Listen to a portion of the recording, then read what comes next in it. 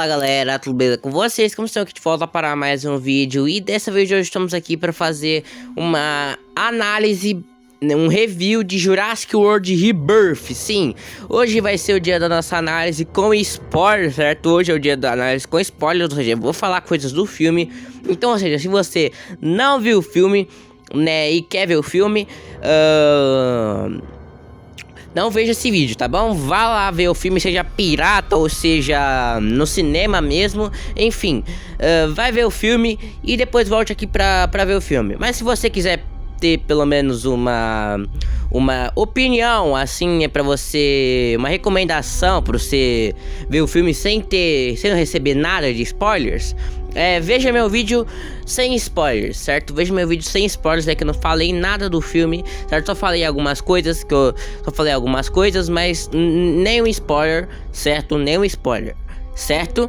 Bom, mas é isso, né? O aviso tá dado, né? O aviso de spoiler tá dado, né? Então, ou seja, o spoiler está no título, tá na thumb do vídeo, certo? Tá no começo do vídeo. Então, ou seja,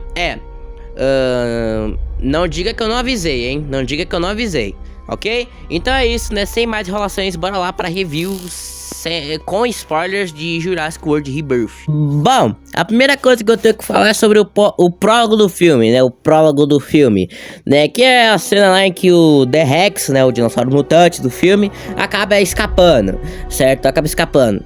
E a forma que ele escapa, cara, é muito, sabe, muito broxante, ao mesmo tempo legal, por minha parte. Depois eu explico muito bem porque que eu achei meio legal, né? Porque, bom, a forma que ele escapa é literalmente um cara que tava lá comendo um Snickers, tava lá, acaba derrubando o papel de Snickers no chão, e o papel acaba voando e acabou prendendo na porta onde continha um T-Rex. Aí por conta disso a porta falha e o T-Rex escapa. Aí é por isso que o T-Rex escapa, por conta de um Snickers, cara.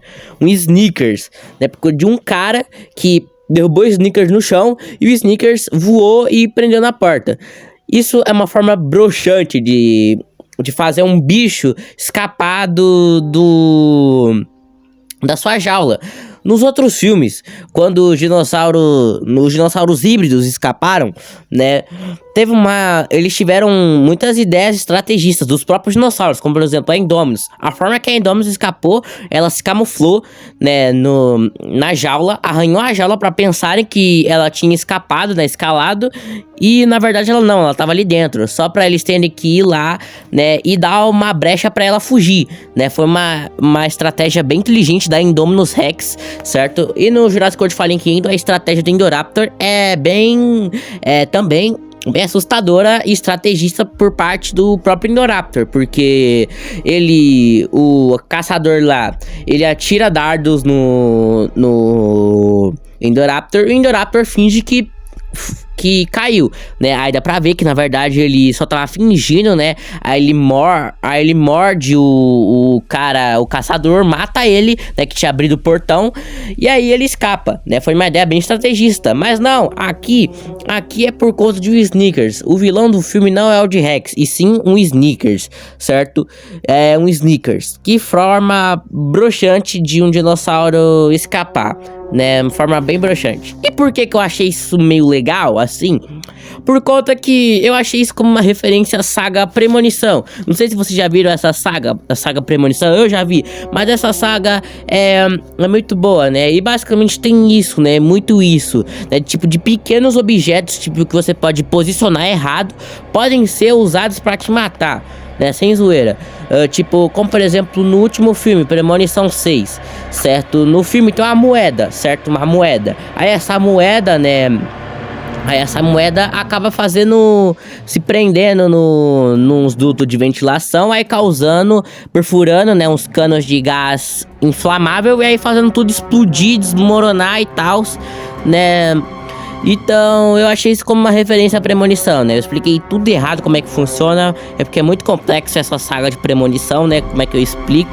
Mas, enfim, basicamente, eu achei isso como uma referência, né? Mas essa cena aí foi meio broxante, E depois do prólogo, né, tem aquela explicação lá do que tá acontecendo, né, entre o espaço de tempo de cada filme, certo? E a forma também é meio broxante. Nos últimos filmes, a forma de explicar as coisas era tipo alguma pessoa, algum jornalista falando o que tá acontecendo. Ah, tá acontecendo isso, tá acontecendo aquilo no mundo e tal. Os dinossauros estão isso aqui, o público tá assim e tal, a humanidade tá assim. Mas não, aqui é só um monte de texto assim, explicando o que tem, o que aconteceu no mundo, certo? Outra forma também meio broxante, sabe? Mas a explicação é que é o seguinte: bom, depois de Jurassic World Dominion, certo? A ecologia do planeta estava muito instável para os dinossauros, eles acabaram adoecendo e morrendo.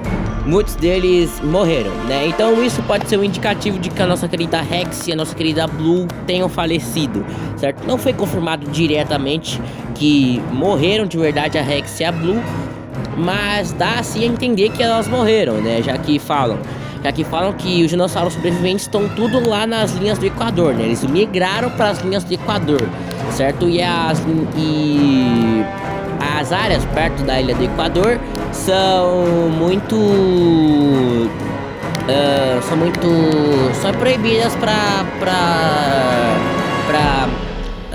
a humanidade ir, certo? Para as pessoas ir, né? Então, ou seja, tecnicamente a Blue e a Rex faleceram, elas morreram. Afinal, a Rex ficou no santuário da Biosyn, né, na Itália, e a Blue ficou em Serra Nevada, nos Estados Unidos, certo? Então, ou seja, as duas infelizmente devem ter morrido, né, sem aparecer e ter um final digno na franquia, certo? Que é algo meio chato de se ver. Aí depois disso, né, nós conhecemos os nossos queridíssimos protagonistas do filme. Nós conhecemos a Zora Bennett, interpretada pela Scarlett Johansson, nossa querida Viúva Negra. Martin Krebs, certo? Martin Krebs, que é CEO, né, da Parker Jennings, que é uma outra empresa, né, de acordo com o filme, é uma empresa farmacêutica, né, que produz coisas medicinais. E aí, né, ele tá tentando contratar a Zora, né, pra uma missão confidencial, né, através de, né, pra pegar amostras de dinossauros para poder fazer curas de doenças cardiovasculares, certo? E de primeira, a Zora nega, né? Mas depois ela aceita, depois do Martin ter falado que ela receberia um monte de dinheiro. Ela fala, dinheiro, assim, você vai ganhar muito dinheiro se você me ajudar, né? Então ela aceita, né? Inclusive a mãe dela morreu, assim, né? A mãe dela morreu de doença cardíaca, certo?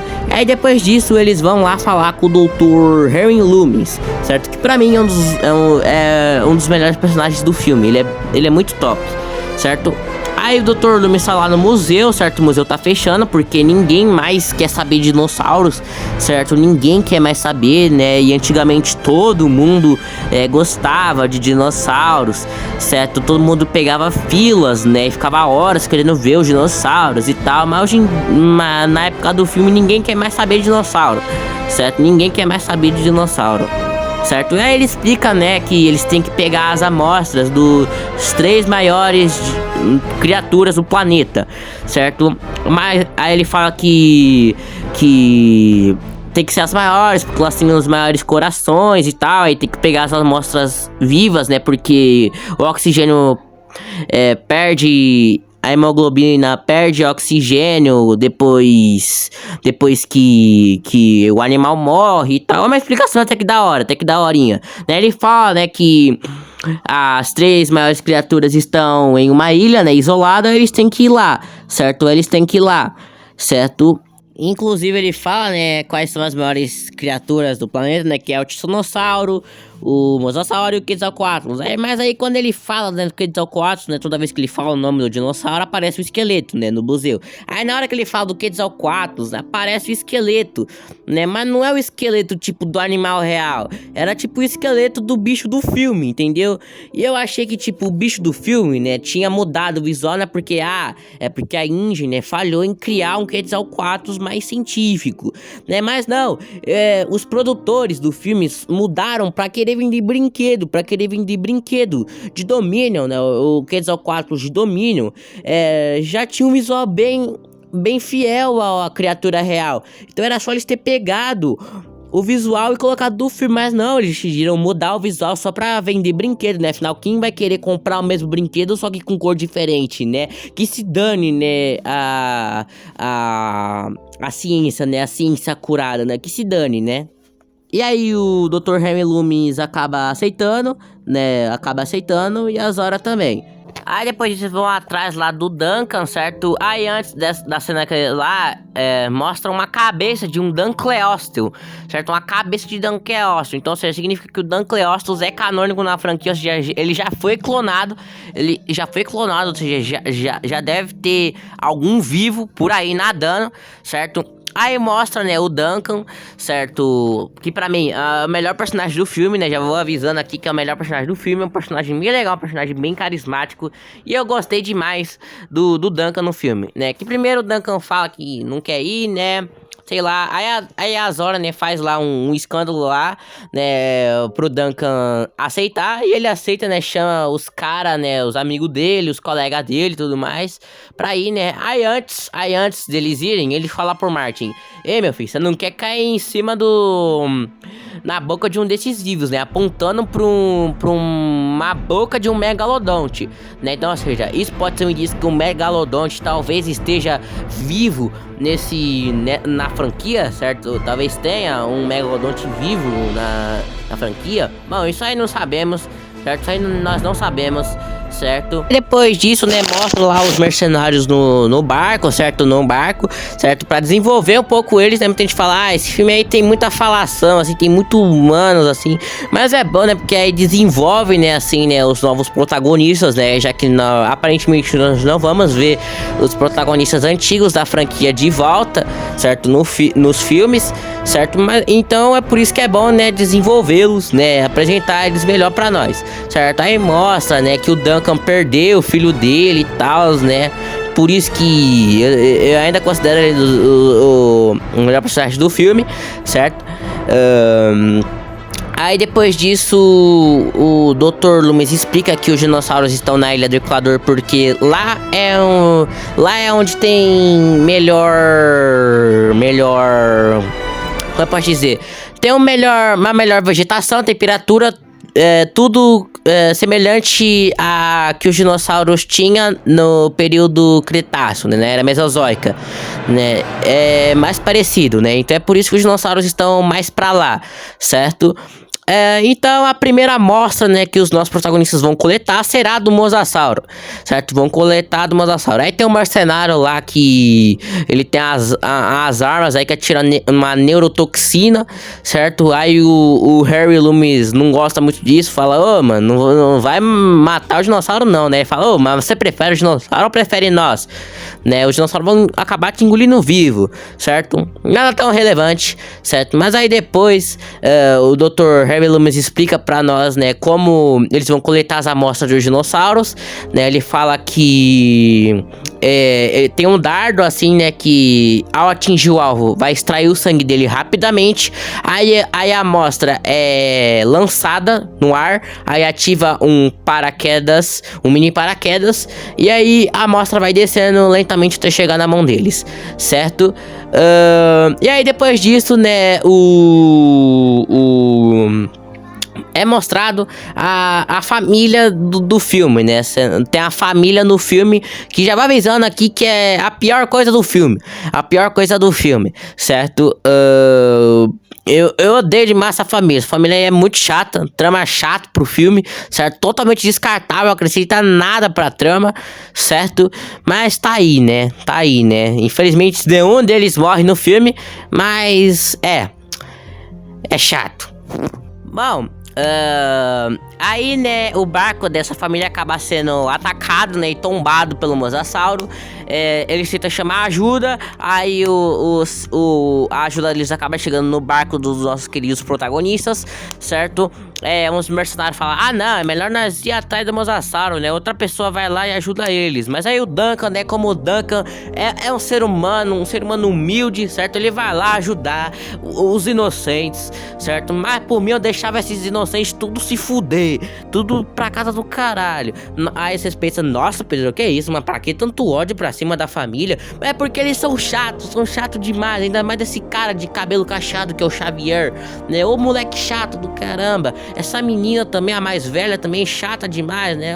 O único dessa família que eu gostei foi o pai da família, que pelo menos o pai tem a dublagem do Peter Parker, do Homem-Aranha, certo? Só isso, só esse daí que é legalzinho, né? Mas tirando isso, os restos é tudo chato, descartável pra trama do filme, descartável. Aí, né, a gangue do barco salva, né, a família, né, que foi atacada pelo Mosasauro, certo? Aí, né, eles vão continuar a busca pelo Mosasauro e eles conseguem, né? O Mosasauro aparece, ele começa a empurrar o barco e a Zora consegue atirar o dardo e extrair o sangue do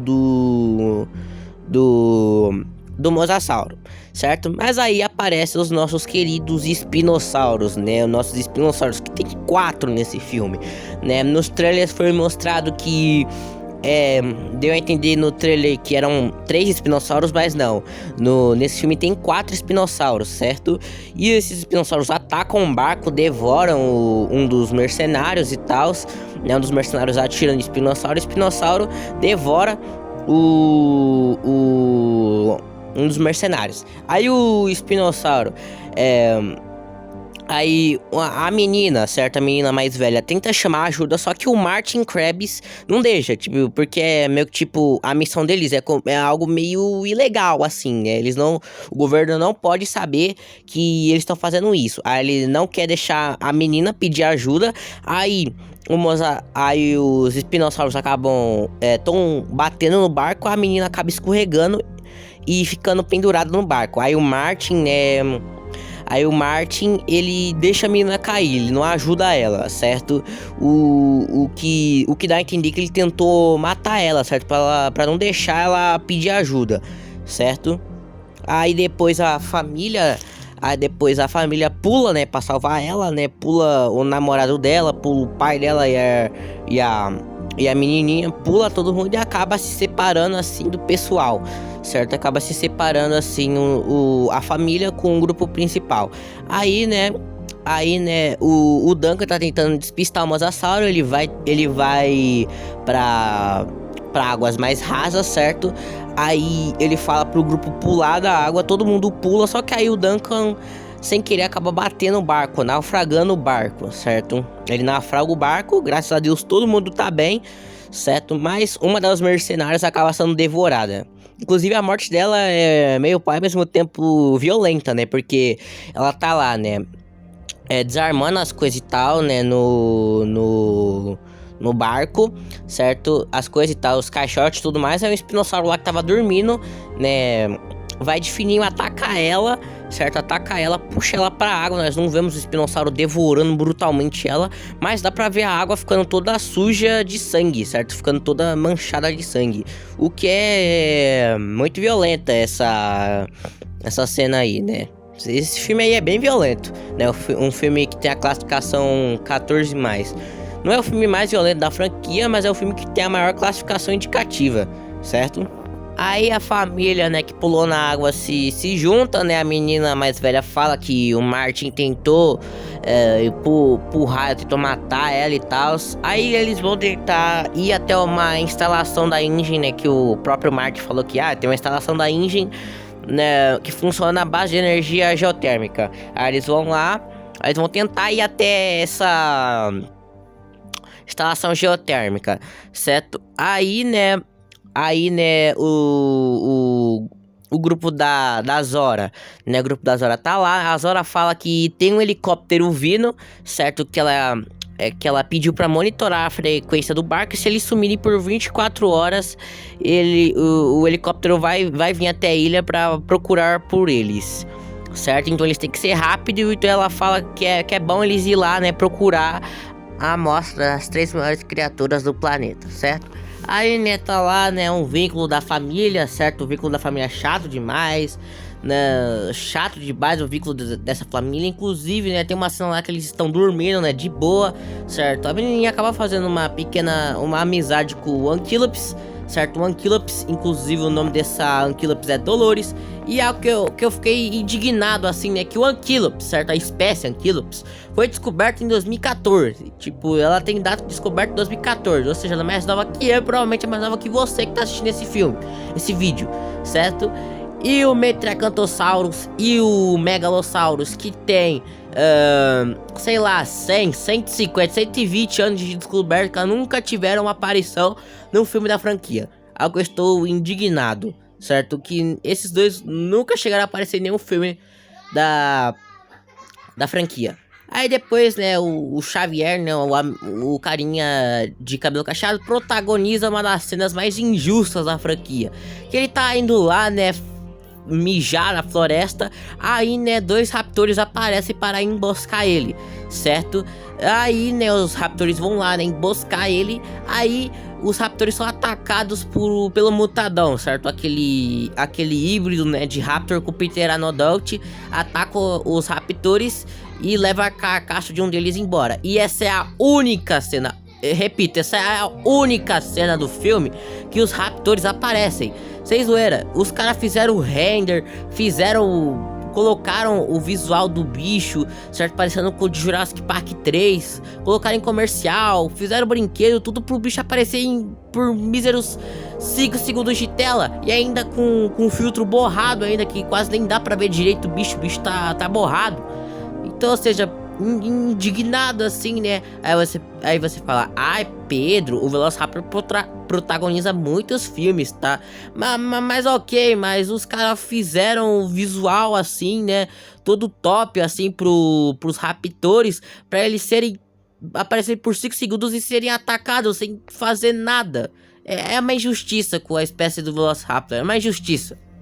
Aí, né, depois temos uma cena do Henry Loomis, né, tendo uns diálogos da hora, que ele fala que a humanidade pensa que é a espécie dominante do planeta, mas na verdade não, ela pensa que é a espécie dominante, né, do planeta, mas na verdade não. Quando a natureza quiser eliminar os seres humanos da face da Terra, ela elimina. Foi o que aconteceu com a maioria das espécies que já surgiram no planeta, né? Todas elas foram extintas, certo? E ele fala que os seres humanos não vão conseguir chegar nem a 1 milhão, né? Já que os seres humanos se acabam, né? Acabam com a natureza, se matam e tudo mais. É uma cena bem interessante, bem reflexiva, né? O que esse diálogo torna o Henry Loomis um dos melhores personagens do filme, certo? Ele parece uma mistura de Alan Grant, né, por ele ser fascinado por dinossauros, e uma mistura de Ian Malcolm, por ele ter essas frases aí, né, reflexivas e tal, né, sobre como as ações humanas têm consequências e tal, né? Muito interessante, muito interessante. Aí depois, né, nós protagonizamos uma das melhores cenas do filme, que é a cena dos titanossauros. Que a cena dos titanossauros, cara, é linda. É uma grande homenagem à cena do Brachiosauro do primeiro filme Jurassic Park. Toca até a trilha clássica. É sério, eu me emocionei muito nessa parte por tocar a trilha clássica, porque é uma trilha muito icônica, uma trilha excelente. Muita gente fala, reciclou assim a trilha. Mas é bom assim, né? Porque é bom ver essa trilha no cinema, porque essa trilha é excelente. Me faz chorar de emoção toda vez que eu escuto. E escutar ela no cinema foi incrível. Aí tem a cena, né, bonitinha dos titanossauros se acariciando, certo?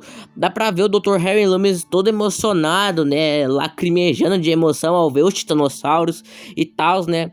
Fazendo muito referência à cena do primeiro filme e tal. É por isso que essa é uma das melhores cenas do filme. E é isso, é uma cena muito linda de se ver com a trilha sonora do primeiro filme e tal. E é isso. Agora chegamos na então cena que todo mundo tava esperando. Essa é a cena lá do bot, certo? A grande homenagem ao livro de Jurassic Park, né? A adaptação da cena do bot do Jurassic Park. E a cena, ela é mais ou menos assim, né? Eu vou explicar mais ou menos, né? Bom, a família tá lá, né? Andando pela floresta, acaba achando um pequeno armazém, né, onde tem um bote inflável, tinha uma carcaça de um Parasaurolophus ali do lado, que estava sendo alimentada por um Dilophosauro. O Dilophosauro vai atacar a menina, né, que tá lá, né, mas aí o Dilophosauro recua, porque ele viu, né, que tem o Tiranossauro Rex lá dormindo. Aí a menina tenta puxar o bote, né, aí o Tiranossauro acorda e do nada some. Sem zoeira, a menina puxa o bote infla, ela empurra o bote pra água, o Tiranossauro sumiu. O bicho teleportou, o bicho virou Goku, teleportou o Tiranossauro Rex. Meio estranho essa cena, e meio estranha essa cena, ao mesmo tempo da hora, né? O Tiranossauro tá legal nesse filme.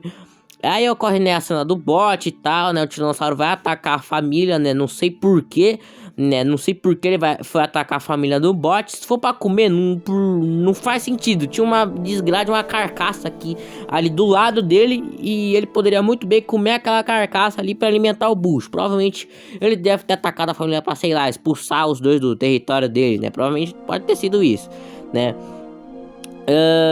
Mas o Tiranossauro nada, né, derruba o bote deles e tal, né, o Tiranossauro ataca eles, quase devora eles, e tem uma cena que é bem broxante de se ver, que a menina tá lá, né, debaixo do bote, o Tiranossauro abre sua boca, né, pra tentar atacar ela.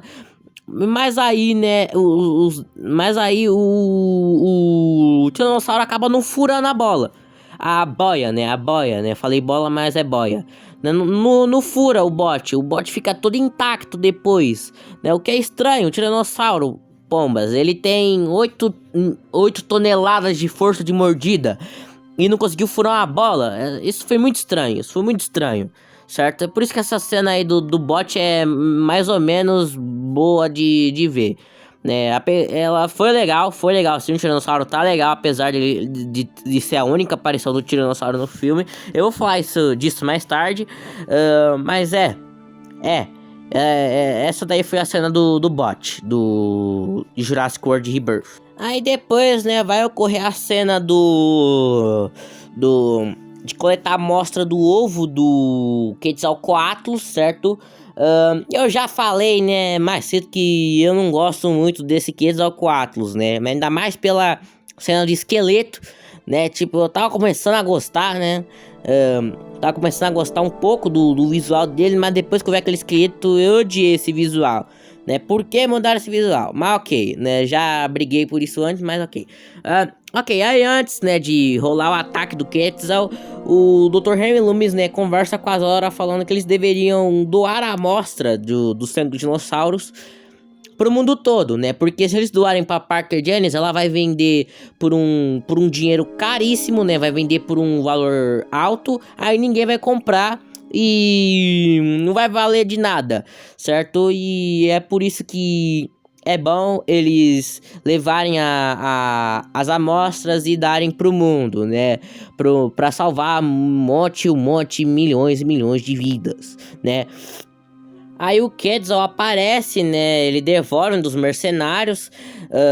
O Loomis acaba caindo do penhasco, certo? Mas ele consegue sobreviver. Ele deve ter ido bastante essa queda aí que ele teve, né? Porque ele cai, bate nas árvores, depois cai na água, certo? Deve ter doído bastante essa cena aí, né? E eles conseguiram todas as 3 amostras. Agora o que falta? Falta agora ir embora, né? Ir pra casa, certo? Ir pra casa, né? Aí o grupo, né, se reúne, certo? Os mercenários e a família, certo? A família começa a acusar o Martin que ele tentou matar a menina mais velha. Mas aí, né, o gerador começa a ativar, né? Aí os mutadão aparecem. Aí os mutadão aparecem, atacam o grupo, né? Dentro do posto de gasolina, certo? A Zora e o Martin ficam escondidos debaixo do carro, certo? O Martin pega o Jeep, né, abandonado, né, o carro abandonado, e usa pra fugir, né, e usa pra tentar fugir, certo? Aí, né, eles estão sendo lá perseguidos lá pelos mutadões, né, a família tá sendo perseguida dentro do posto de gasolina, certo? Fazendo uma referência à cena da cozinha do primeiro Jurassic Park. Aí, né, o Harry Loomis e o Duncan acabam entrando dentro das instalações e vendo o laboratório, né, todo destruído, né, e vê o vulto, né, de um dinossauro grande se aproximando, né, que é o T-Rex, certo? Aí, né, o Marty acaba fugindo de carro, a Zora entra dentro de um bueiro, ela fuzila um mutadão, certo? Aí, né, o helicóptero aparece, certo? Pra tentar salvar os nossos queridíssimos protagonistas, certo?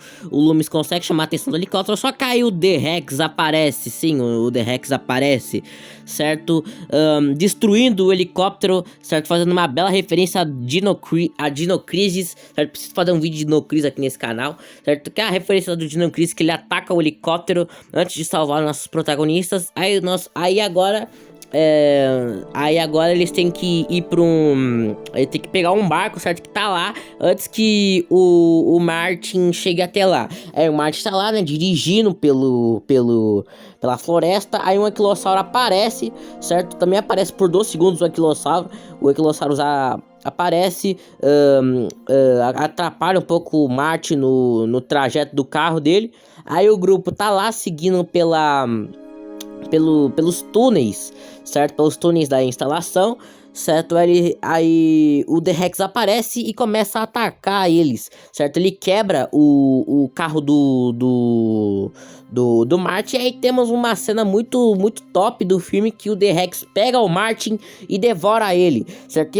E a cena bem violenta, assim, né? Que ele devora, né? Devora metade dele. Aí a maleta, né? Que tava, as amostras de dinossauros, estava presa nele. Aí o braço dele cai no chão, certo? O braço todo sangrando. Nossa, muito violento essa cena e muito, muito foda. Faz tempo que nós não temos isso na franquia, certo? Faz tempo que a gente não tem essa violência, assim, né, na franquia.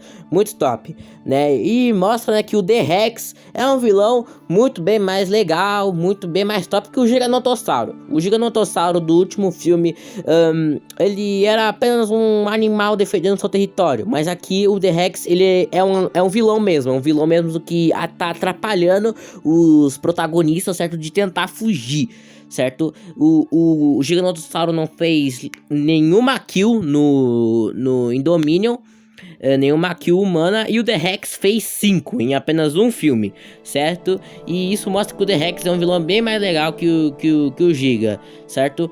Aí, né, eles estão tentando fugir. Certo? Do T-Rex. Aí o Duncan, certo? Ele decide pegar um sinalizador e atrair o T-Rex pra eles fugirem. Aí tem uma cena emocionante, né? Achando que o Duncan ia se sacrificar, né? O Duncan corre pra floresta, o T-Rex persegue ele, certo? A gente pensa que o Duncan morreu, mas não, na verdade ele aparece ali do outro lado e é salvo pelos protagonistas no barco, né? E o T-Rex, né, apenas vai embora. Sim, o T-Rex vai embora. Não tem batalha final com o T-Rex, com o Espinossauro, sei lá, com Quetzalcoatl. Não tem. O T-Rex só vai embora. É o que dá um gancho para uma continuação, né, pro próximo filme, né, que os roteiristas querem fazer um novo filme, envolvendo o T-Rex, né, como próximo antagonista, certo? Aí, né, Aí, né, eles vão embora de barco, leva a Dolores junto com eles e o filme acaba, certo? E o filme acaba, certo? Sem batalha final, o T-Rex fica vivo, o Duncan também sobrevive, né? Não faz um sentido nenhum, né? Tipo, o T-Rex não conseguir ter pego o Duncan, certo? Provavelmente ele deve ter se escondido em algum lugar, aí o T-Rex foi embora. Mas é isso. Esse daí foi o final de Jurassic World Rebirth. Considerações finais. Bom, Jurassic World Rebirth deixou muito a desejar. Ele foi massacrado pela crítica, né? Dividiu opiniões entre os fãs. Várias pessoas odiaram, mas também várias pessoas amaram o filme. Eu tô assim no meio. Eu tô assim no meio das opiniões, assim. Tipo, eu não gostei, mas também não odiei, tipo assim, eu gostei, ao mesmo tempo não gostei do filme, entendeu? Porque assim, o filme é legal, certo? As cenas de ação são legais com os dinossauros e tal, certo? Só que o problema, né, envolvendo os dinossauros, é que os dinossauros aparecem pouco. Os dinossauros aparecem pouco. A cada nova espécie que aparece no filme, ela só aparece por uma única cena. Certo?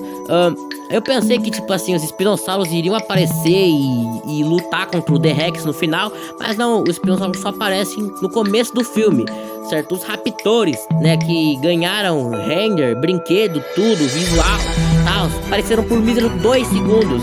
O Anquilossauro, que também ganhou render, essas coisas, apareceu também por 2 segundos, certo? E eu não diria que o filme colocou foco nos mutantes, porque os mutantes só aparecem mais pro final do filme. Mas os mutantes até que tiveram cenas legais, mas tipo, cara, os mutantes poderiam ser muito bem descartáveis e ter acrescentado outro dinossauro no lugar. Porque assim, o filme não explica os mutantes, tipo, eles só são jogados lá, o Mutadão, inclusive, certo? O Mutadão ainda por cima, tipo, não explica se ele é uma falha genética ou se ele é um híbrido, certo? Não explicam direito e eles só estão lá jogados, certo? Não tem final assim do filme, uma luta assim, um clímax final do filme, o Rex só vai embora, porque os produtores querem uma continuação, né, para arrecadar dinheiro. O que resume um pouco desse filme é a ganância, né, que os roteiristas, os produtores fizeram esse filme de qualquer jeito só para ganhar dinheiro em cima da franquia, certo? Porque a franquia tá muito no hype, aí, né, arranjar dinheiro, né, e tá dando certo. O filme tá arrecadando cerca de 320 milhões de dólares em bilheteria, certo? O resultado do filme foi, digamos que decepcionante. Mas o filme até que foi legal. O filme é melhor que Dominion, certo? Em alguns aspectos é bem melhor que Dominion, certo? Mas é meio fraquinho esse filme, certo? É meio fraquinho. Bom, a nota que eu dou pra esse filme é 7,5, uma nota máxima que eu dou pra esse filme é 7,5.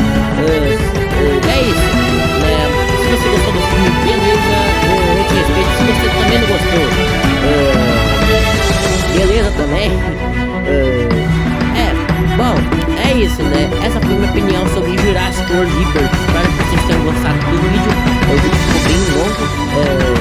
É isso, né? Deixa o like, se inscreve, compartilha o vídeo pra me ajudar aqui, né? Eu tô dando muito trabalho, me sigam no Insta, essas coisas e tal. E é isso, né, galera? Eu tô por aqui, até a próxima e tchau!